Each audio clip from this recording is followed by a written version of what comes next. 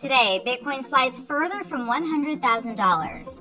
President-elect Trump taps Stephen Moran to lead the Council of Economic Advisors. And as some financial advisors raise the amount of crypto they recommend in a portfolio, Andy Baehr of CoinDesk Indices shares whether he expects that allocation size to grow. By noon Eastern, Bitcoin fell nearly 2% to the $93,000 level. Meanwhile, Ether and Solana gained 1% and were respectively trading at $33.70 and $184.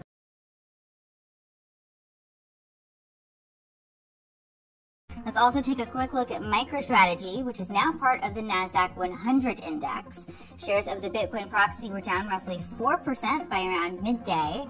Just today, the company announced an additional purchase of 5,262 Bitcoin. Okay, one update from Trump's transition before our interview. The president-elect nominated Stephen Moran as chair of the Council of Economic Advisors. Moran formerly advised the Treasury under Trump's previous administration. This continues the trend of pro-crypto picks from the transition team. Last month, Moran joined a podcast produced by the crypto media company Blockworks. Last year, he also reacted to former Binance CEO Changpeng Zhao's plea deal, suggesting the U.S. should streamline a lot of regulations, including crypto. Other picks celebrated by the crypto community include Paul Atkins for SEC chair, Scott Bessent to lead the Treasury, and David Sachs as AI and crypto. All right, let's jump to our main story. As crypto surged this year, the recommended allocation toward digital assets in a diversified portfolio has also grown, at least for some. Crypto World's Jordan Smith spoke to Andy Baehr of CoinDesk Indices about this trend and whether financial advisors will begin recommending more crypto for their clients going forward. All right, Andy. First, I want to have you give me an overview of the proper allocation size that people have been talking about, because I feel like we've observed that number grow over the past couple of years. I remember when it was like 1% to 2%. Now it feels like it's higher. Where are we? What are people saying on the advisor front? Yeah, you still find a couple of 1% to 2%ers out there. I think there was a BlackRock Institute report that came out, which I think the industry found very encouraging, that suggested that a 1% to 2% allocation to Bitcoin in particular, along in the context of a 60-40 portfolio, would provide an opportunity for diversification and access to Bitcoin sort of right-tail distribution. So I think that's fine, and maybe it's the industry that's been trying to lean a little bit heavier. I think that what's most important as we get more out of the 1% to 2% into the maybe up to 5% for most people, and when they think about their overall asset allocation, is, how much time you want to put into learning about different digital assets and different platforms, what kind of return expectation you have, and I guess, trying to match that amount of investment and education effort with the kind of allocation and diversification that you want.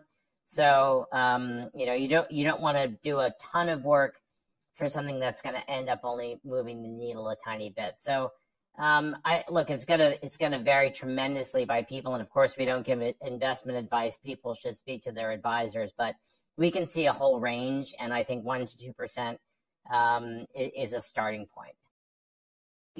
When people say 1% to 2% or 5% crypto, I think rarely do we see them get more specific about what assets they're talking about. And crypto is very diverse in and of itself. You've got Bitcoin, which is seen as the digital gold standard, and then you have meme tokens. So I guess when you hear that 5% allocation, are they talking about Bitcoin specifically? Are they talking about crypto overall? What does that make up when you're talking about 5%?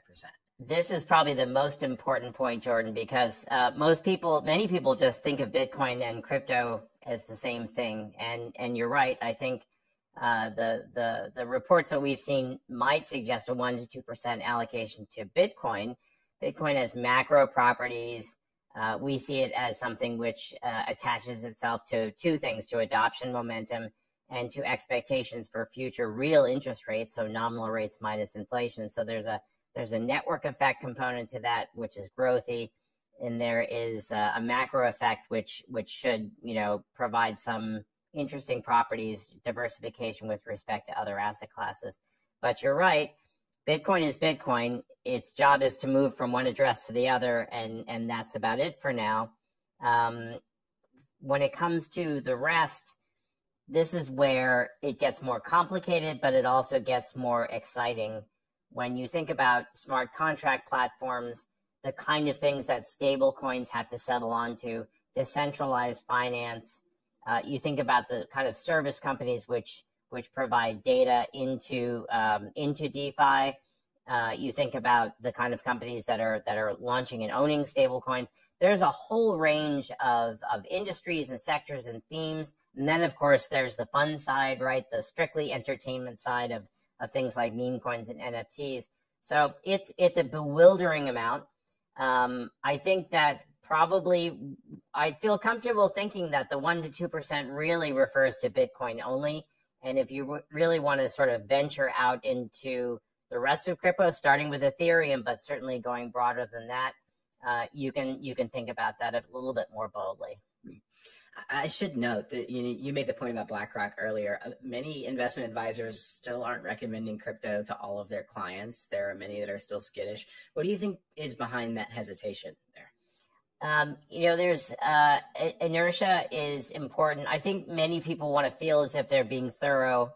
And I think investment advisors, some of them have conservative mandates, right? And they have conservative clients.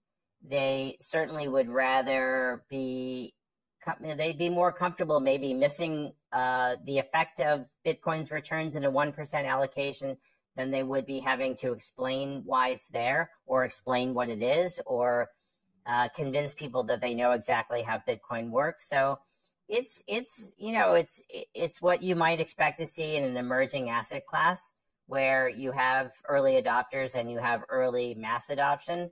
I guess even when I got into the business a couple of years ago, I thought we were in the early mass adoption part. Certainly wasn't too late in thinking that, right?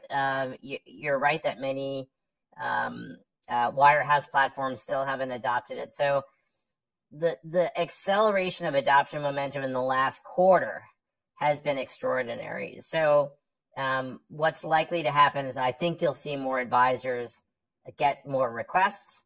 I think they'll take the time to get more comfortable. They'll get their mental framework in place and their talking points.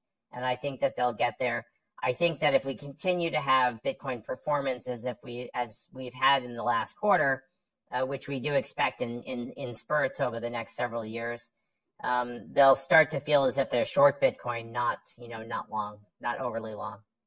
Well, that goes right to my 2025 question about, you talk about the momentum we're seeing in Q4.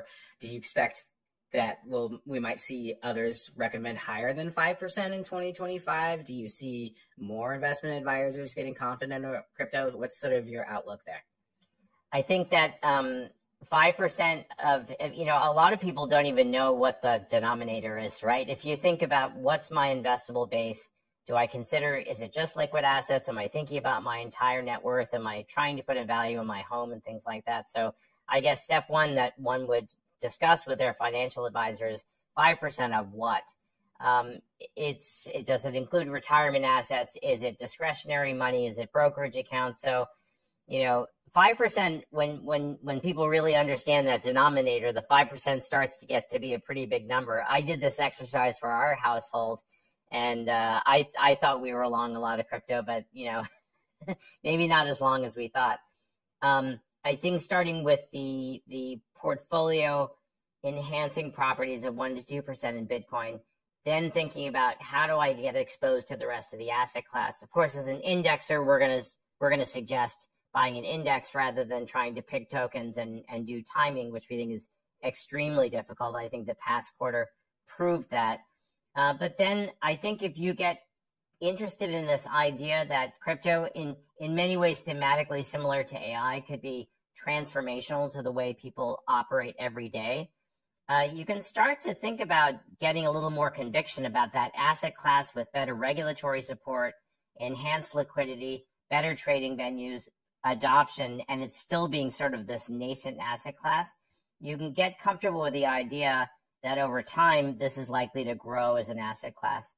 So we still think people can get very lucky or very unlucky picking individual assets.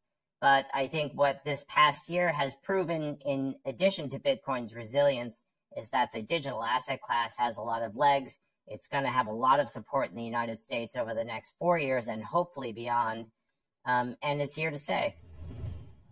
Okay, that's all for Crypto World today. We'll be back again tomorrow, and we'll see you then.